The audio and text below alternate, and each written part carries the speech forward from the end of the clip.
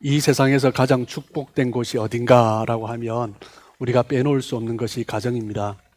가정은 정말 축복된 곳이고 하나님 주신 가장 소중한 곳이다라고 할 수 있습니다. 그런데 많은 가정이 어려움을 겪고 있습니다. 오늘날 많은 가정이 위축되어 있고 어떤 사람들은 보면 가정 이야기하면 패배의식을 가지고 있는 사람도 보게 됩니다. 부부 관계 속에 어려움이 있을 때 패배의식보다는 원망하는 마음이 더 많이 드는데 특별히 가정에서 패배의식을 갖게 되는 경우에 많은 경우를 보면 자녀와의 관계 속에서 패배의식을 가지는 경우를 많이 보게 됩니다. 부모는 자녀를 통해서 성취감을 느끼는 것 같습니다. 자녀가 공부를 잘하고 좋은 직장에 가고 그리고 자녀가 남부럽지 않은 가정을 이루었을 때 부모는 굉장히 기쁘고 마치 자신이 무엇을 성취한 듯한 그런 마음을 가지게 됩니다. 그런데 반면에 자녀가 공부하는 것도 시원찮고 취업도 어렵고 취업해도 변변치 않고 가정을 이루었는데 오히려 더 걱정을 주는 그런 모습이라면 부모는 마음 가운데 패배자 같은 그런 느낌이 드는 거죠.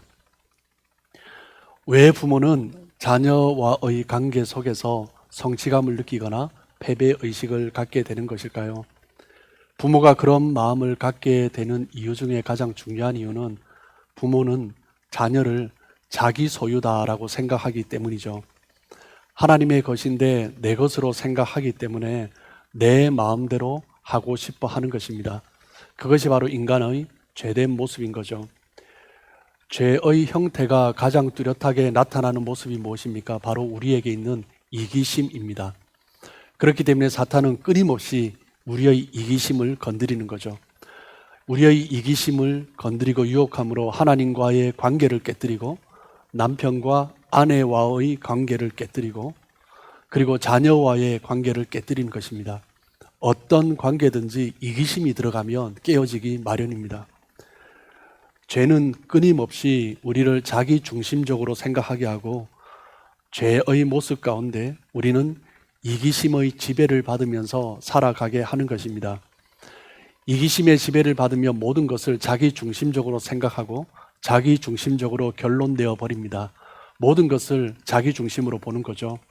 그렇기 때문에 똑같은 사건 속에서도 사람들이 자기 중심적으로 보고 해석하고 판단하기 때문에 갈등이 일어날 수밖에 없는 것입니다. 부모와 자녀의 관계도 마찬가지죠. 똑같은 사건 속에서 부모는 부모의 관점으로, 자녀는 자녀의 관점으로 바라보는 것입니다.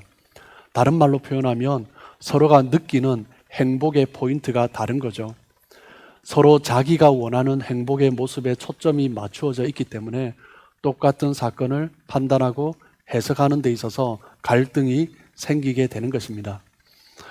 많은 경우에 안타까운 것은 부모들이 자녀를 나의 행복의 도구로 생각하고 있다라는 것입니다. 자녀의 행복이 아니라 부모 자신의 행복 때문에 자녀들에게 이것저것을 요구하는 거죠. 그렇게 되면 어떻게 되겠습니까? 부모와 자녀의 관계는 점점 멀어지게 될 것이고 그 관계는 깨어지게 되는 것입니다. 그렇다면 여러분, 이 이기심을 어떻게 해결할 수 있을까요? 우리가 복음 안에서 새로운 것들을 경험하기 시작하면 우리가 바라보는 시각들이 바뀌게 되는 것입니다. 십자가의 복음을 경험할 때 나타나는 가장 뚜렷한 특징이 무엇입니까? 자기 중심적인 이기심이 해체되는 것입니다.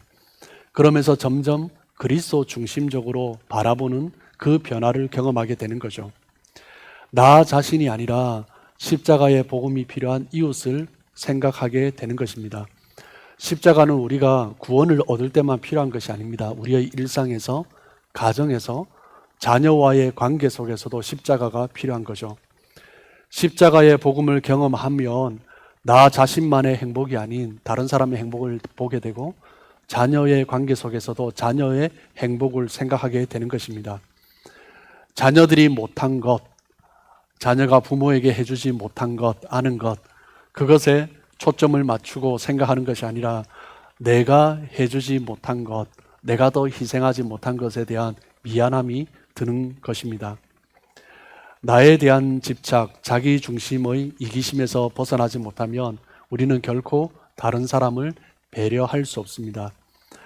우리가 어떤 것에 대해서, 그리고 특별히 자녀에 대해서 집착하는 이유가 무엇입니까? 욕심을 버리지 않았기 때문입니다. 내 안에 욕심이 있다라는 거죠. 욕심이 있다라는 것은 여전히 자기 중심적이고 이기심으로 작동되고 있다라는 것입니다. 복음을 경험하고 나면 가장 먼저 나타나는 현상이 무엇입니까? 병든 자기애에서 벗어나게 되는 것입니다.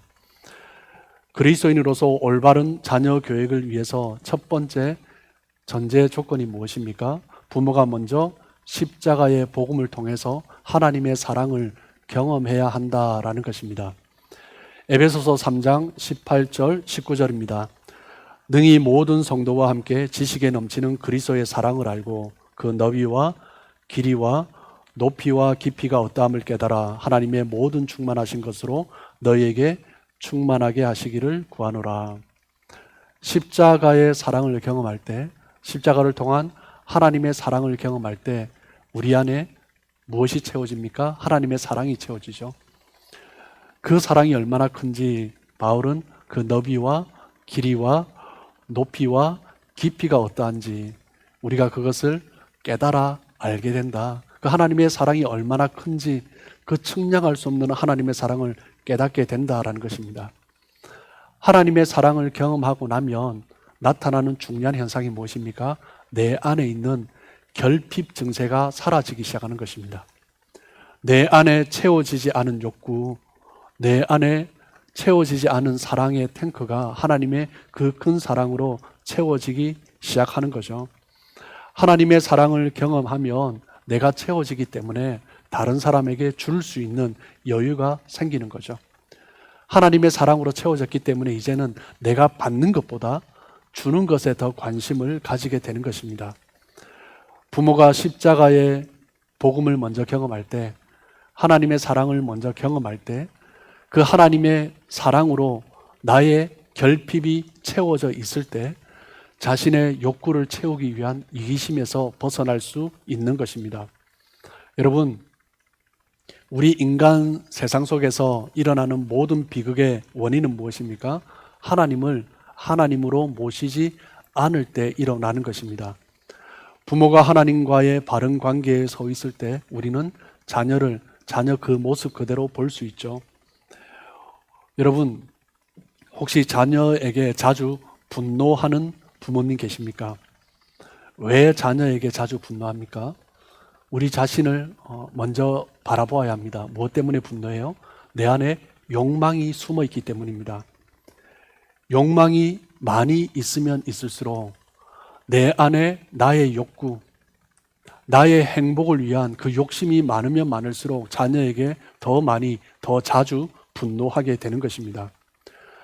내가 분노한다라는 것은요, 여전히 내가 작동되고 있다라는 것입니다. 하나님의 뜻보다 나의 욕망으로 자녀를 바라볼 때 분노할 수밖에 없는 거죠. 하나님과의 관계가 바로 서 있지 않으면 죄성 가득한 그 이기심의 상태에서 자녀를 바라보기 때문에 끊임없이 갈등하고 싸울 수밖에 없는 것입니다.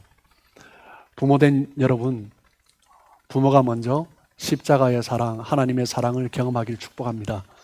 그럴 때 하나님의 그 사랑으로 채워져 있음으로 말미암아 자녀를 사랑하고 품을 수 있는 거죠. 두 번째, 올바른 자녀 교육을 위해서 우리 부모에게 필요한 것은 무엇입니까? 자녀와의 친밀함을 회복하는 것입니다. 가르치기 이전에 자녀와 친밀해야 하는 거죠. 여러분, 관계의 핵심은 친밀함입니다. 친밀함이 없는 상태에서 가르치면 그것이 그냥 정죄하는 것으로 듣는 경우가 참 많습니다. 부모와 자녀의 관계 속에서 그 모습이 건강한가, 그 건강성을 측량하는 가장 중요한 것은 친밀도입니다. 자녀들에게 가장 필요한 것은 부모와의 친밀함이라는 거죠. 모든 것을 자녀를 위해서 다 해주는 부모라 할지라도 자녀와 친밀함이 없으면 그 아이는 사랑을 느끼지 못할 것입니다. 예전에는 우리 어른 세대에는 부모와 자녀와의 스킨십이 참 많았던 것 같습니다. 오래 젖을 먹이고 그리고 업고, 어르신들 보면 일을 하고 밭에 일을 해도 자녀를 업고 일을 했던 것을 우리가 잘 알 수 있습니다. 그런데 요즘 시대가 점점 현대화되면서 부모와 아이와의 관계 속에서 스킨십이 일찍 끊어지기 시작합니다. 결국 아이들은 어릴 때부터 부모와 친밀함을 느끼지 못하고 애정 결핍에 시달리는 경우가 참 많습니다. 가정에서 부모를 통해서 채워져야 할 그 친밀함, 그것이 채워지지 않으면 어떻게 될까요? 자녀들은 친밀함을 갈구하죠. 부모가 아닌 다른 곳에서 스킨십, 친밀함을 찾게 되는 것입니다. 부모에게서부터 얻어야 할, 만족되어야 할 그 친밀함을 경험하지 못하면 다른 곳에 찾게 되면서 사고가 일어나는 것입니다. 그런데 친밀함은 하루 아침에 만들어지는 것이 아닙니다. 세월을 지나면서 조금씩 쌓아가야 하는 것입니다. 살아가는 동안 함께 경험을 나누면서 친밀함을 쌓는 거죠. 같은 곳을 바라보고 때로는 어려움도 함께 나누고 고통도 함께 나누며 같은 길을 걸으며 슬픔도 기쁨도 함께 공유하면서 친밀함이 쌓여져 가는 것입니다. 특별히 어려운 시간을 함께 할 때 친밀함이 더욱더 깊어지는 거죠. 여러분, 우리가 왜 주님과 예수님과 친밀함을 느낄 수 있습니까? 주님께서 나를 위해서 희생하셨기 때문입니다. 예수님이 나를 사랑하셨기 때문에 나를 위해서 직접 고난을 겪으신 분이고, 우리가 고난 가운데 있을 때 내버려 두지 않으시고 함께 하셨다라는 것을 우리는 깨닫게 되죠. 그럴 때 우리는 예수님과 친밀함 가운데 거할 수 있게 되는 거죠.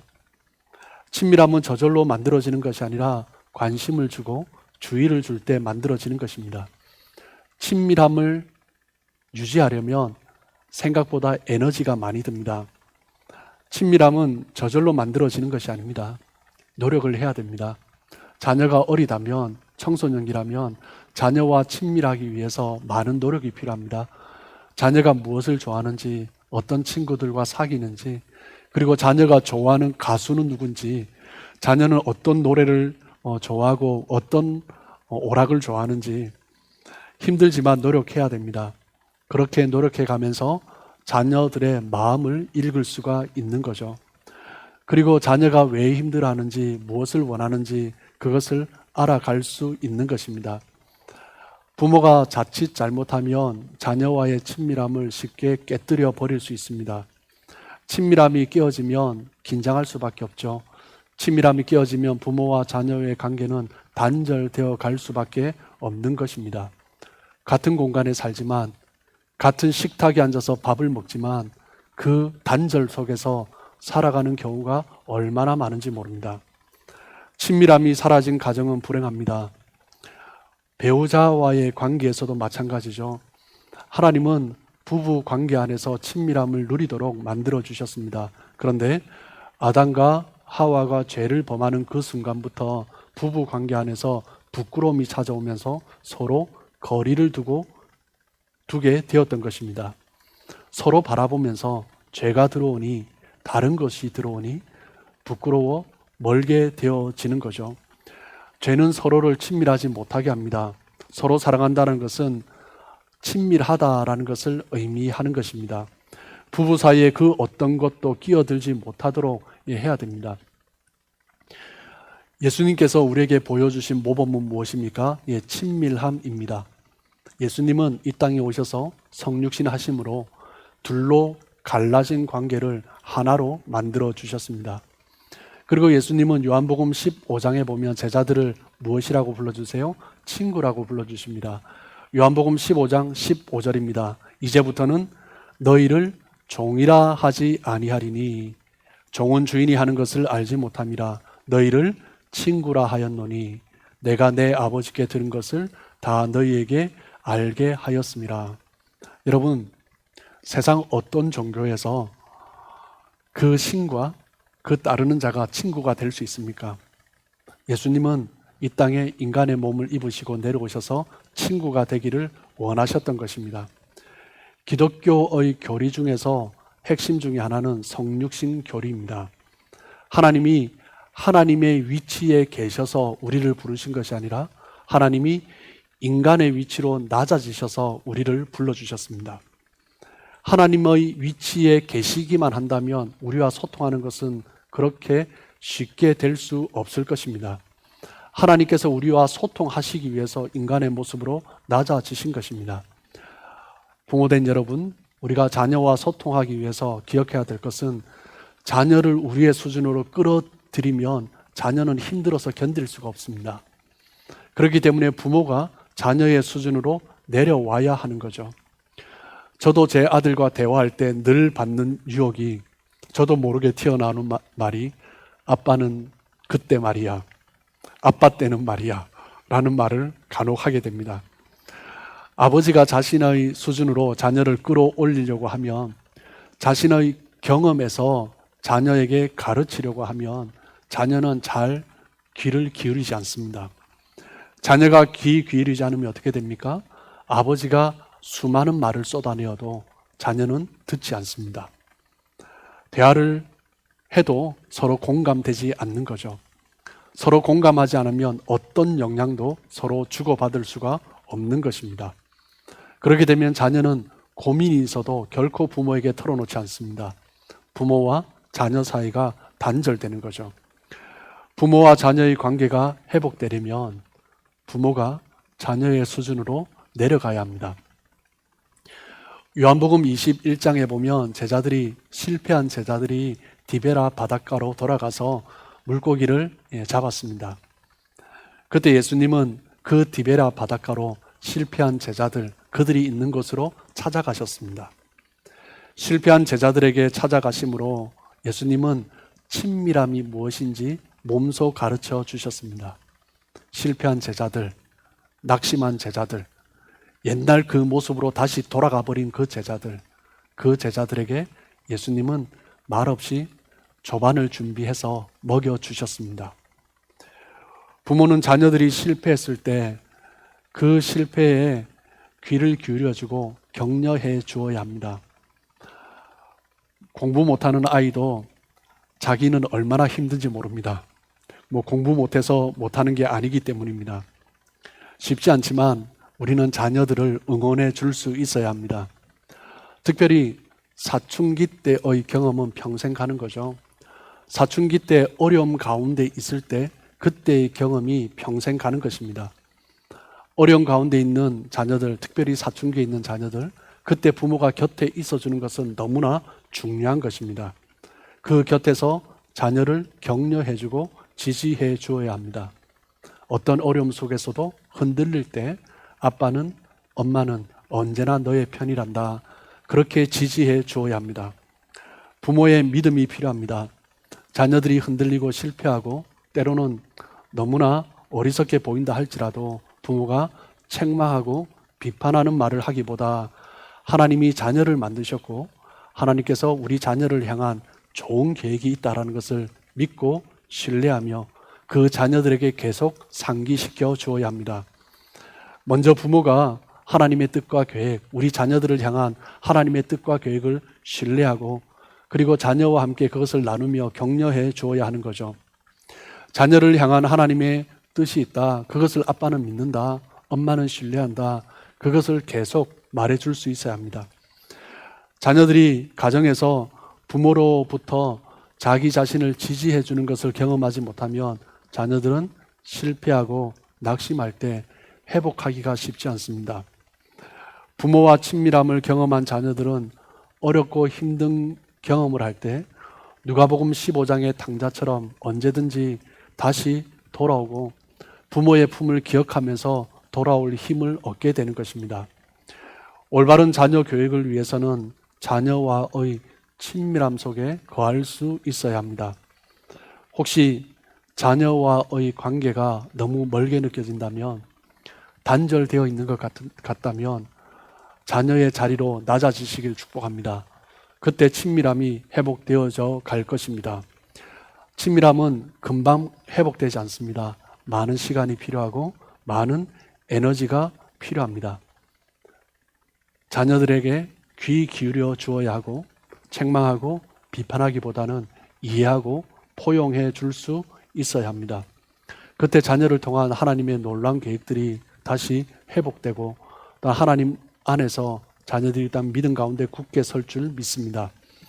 마지막 세 번째, 올바른 자녀 교육을 위해서 우리는 무엇보다 자녀를 말씀으로 양육해야 합니다. 잠언 22장 6절 말씀입니다. 마땅히 행할 길을 아이에게 가르치라. 그리하면 늙어도 그것을 떠나지 아니하리라. 아이들에게 우리는 어릴 때부터 말씀을 가르쳐 주어야 합니다. 하나님의 백성으로 만들어 갈 수 있도록 우리는 어릴 때부터 말씀을 가르쳐 주어야 하죠. 크리스찬의 부모의 역할은 무엇입니까? 세상 부모와 본질적으로 다릅니다. 우리는 신앙 교육을 하는 자들입니다. 우리는 육신적인 부모뿐만 아니라 영적인 부모가 될 수 있어야 합니다. 그런 관점에서 교회 교육, 학교 교육은 부수적인 것입니다. 자녀 교육에 있어서 가장 중요한 핵심은 바로 부모인 거죠. 유대인들은 교육적인 면에서 세계적으로 가장 탁월하다라고 평가받고 있습니다. 지금까지 전 세계적으로 노벨상을 받은 사람들이 약 300명인데 유대인들의 숫자가 약 100명이 됩니다. 유대인들은 지금 이스라엘에 거주하는 600, 700만 명을 포함해서 전 세계 유대인들의 숫자가 2천만 명에 불과합니다. 그럼에도 불구하고 노벨상의 3분의 1을 유대인들이 다 탄 거죠. 무엇 때문입니까? 유대인들의 선천적인 것이 아닙니다. 자녀 교육이죠. 신앙 교육입니다. 말씀의 교육입니다. 어릴 때부터 쉐마 하나님의 말씀으로 그들을 가르쳤기 때문입니다. 잠언 23장 19절입니다. 내 아들아 너는 듣고 지혜를 얻어 내 마음을 바른 길로 인도할지니라. 내 아들아 너는 듣고 지혜를 얻어. 부모가 무엇을 가르쳐 주어야 합니까? 부모가 자녀에게 무엇을 말해 주어야 합니까? 하나님의 말씀을 가르치고 신앙 교육을 하는 것입니다. 그것은 우리 부모의 의무입니다. 하나님께서 우리에게 책임지어 주신 부모로서의 신성한 의무인 거죠. 부모는 자녀에게 주일 성수를 가르쳐야 하고 그리고 말씀의 지혜를 가르쳐 주어야 합니다. 그런데 많은 부모들이 신앙 교육은 교회에 맡겨버리고 그리고 그 인간됨은 학교에 맡겨버리는 것을 참 많이 보게 됩니다. 학교 교육은 어떤 교육입니까? 본질적으로 인본적인 교육입니다. 학교 교육은 많은 부분들이 하나님을 거부합니다. 하나님을 인정하지 않는 문화 교육으로 가득 차 있습니다. 교사 중에서는 진화론자들이 가득하고 교사 중에서 동성애를 초등학교 때부터 가르치는 교사도 있습니다. 그 아이들에게 신앙이 들어가기가 결코 쉽지 않습니다. 자녀가 하루 학교를 가지 않으면 부모는 난리 나는데 자녀가 한 주, 두 주, 몇 주 교회를 출석하지 않아도 담담한 부모가 참 많습니다. 자녀의 신앙에 있어서 무엇이 문제입니까? 자녀의 문제가 아니라 부모의 문제입니다. 여러분은 어떻습니까? 여러분의 자녀가 학교에 빠졌을 때 어떻게 반응합니까? 여러분의 자녀가 교회를 출석하지 않을 때 어떻게 반응하십니까? 부모의 신앙이 희미해지면 당연히 자녀의 신앙도 희미해져 가는 것입니다. 자녀에게 가장 치명적인 것은 부모의 위선적인 신앙입니다. 희미해진 부모의 신앙이 자녀에게 가장 위선적인 것입니다. 어린아이들은 어른들보다 감수성이 훨씬 예민합니다. 그렇기 때문에 어른들의 모습을 보면서 저것이 위선인지 진짜인지 가짜인지 아이들은 금세 알아차립니다. 위선이라고 생각되면 부모가 자녀에게 해줄 수 있는 것이 아무것도 없습니다. 겉으로는 신앙생활을 하는데 위선적인 신앙생활을 한다면 자녀들에게서 신앙의 모습을 기대할 수가 없습니다. 자녀는 부모에게서 가장 많은 영향을 받습니다. 자녀의 교육 문제는 부모의 신앙에서 시작되는 것입니다. 내가 진짜 하나님을 믿는다면 자녀가 비록 어려운 가운데 있다 할지라도 반드시 돌아올 것입니다. 요즘 교회가 다음 세대를 걱정합니다. 다음 세대 주일학교 교육이 참 많이 흔들리고 주일학교 없는 교회가 70%, 80%까지 된다라고 말을 합니다. 그런데 사실 걱정해야 될 것은 주일학교가 아니라 부모 세대입니다. 부모 세대가 말씀 가운데 먼저 서 있어야 합니다. 자녀들이 예수 믿지 못하도록 막아버린 것은 교회에서 주일학교 교육이 없어서가 아니라 부모의 위선 때문입니다. 우리가 교회에 다니는 것이 중요한 것이 아닙니다. 우리의 신앙이, 우리의 모습이 자녀들에게 어떻게 비춰지고 있는가, 그것을 먼저 살펴보아야 하는 거죠. 부모의 위선적인 신앙은 믿음의 대를 끊어버립니다. 우리의 모습은 결코 가정에서 숨길 수 없습니다. 교회에 참여해서 장로로, 권사로, 안수집사로, 심지어 목사로 다른 사람 앞에서는 위선적인 신앙생활을 할 수 있지만 가정에서는 결코 숨길 수 없습니다. 가정에서 그 말과 행동이 불일치될 때 자녀들은 신앙 가운데 설 수 없는 거죠. 자녀들을 말씀으로 양육하기 위해서는 부모가 먼저 말씀의 지혜를 사모하고 말씀을 읽고 말씀을 배우는 모습을 보여주어야 합니다. 부모가 경험한 말씀을 함께 나누고 가르쳐 줄 수 있어야 합니다. 그때 자녀들은 그 부모의 모습을 보고 그 부모의 말씀을 향한 열심을 보면서 자녀도 말씀을 배우는 것이요. 부모가 경험한 말씀을 가르치는 것보다 더 중요한 말씀 교육은 없습니다. 잠언 11장 9절입니다. 악인은 입으로 그의 이웃을 망하게 하여도 어인은 그의 지식으로 말미암아 구원을 얻느니라. 믿음의 사람에게서 필요한 것은 무엇입니까? 하나님의 말씀에 대한 지식입니다. 이 지식은 그저 머리로만 들은 것이 아니라 삶으로 체험한 것입니다. 부모가 말씀을 삶으로 체험하며 살아낼 때 그 구원의 자리에 설 수 있는 거죠. 우리가 자녀들에게 말씀을 가르치는 중요한 목적은 무엇이냐면 영혼 구원입니다. 잠언 23장 14절입니다. 내가 그를 채찍으로 때리면 그의 영혼을 수월에서 구원하리라. 자녀를 징계하는 것이 목적이 아닙니다. 무엇이 목적입니까? 영혼 구원이 목적입니다. 아무리 세상적으로 성공했다 할지라도 영혼이 구원받지 못한다면 그것은 결코 성공이 될 수 없습니다. 자녀들에게 줄 수 있는 최고의 선물은 무엇입니까? 신앙의 유산입니다. 부모로부터 예수 그리스도가 누구인지 전해 듣고 내가 부모로부터 복음을 듣고 예수님을 알게 되었다. 그것보다 큰 축복이 없을 것입니다. 자녀들은 듣지 않는 것 같아도 다 듣고 있습니다. 그렇기 때문에 부모는 말을 해주어야 합니다. 신앙의 말을 해야 됩니다. 말씀을 이야기해 주어야 합니다.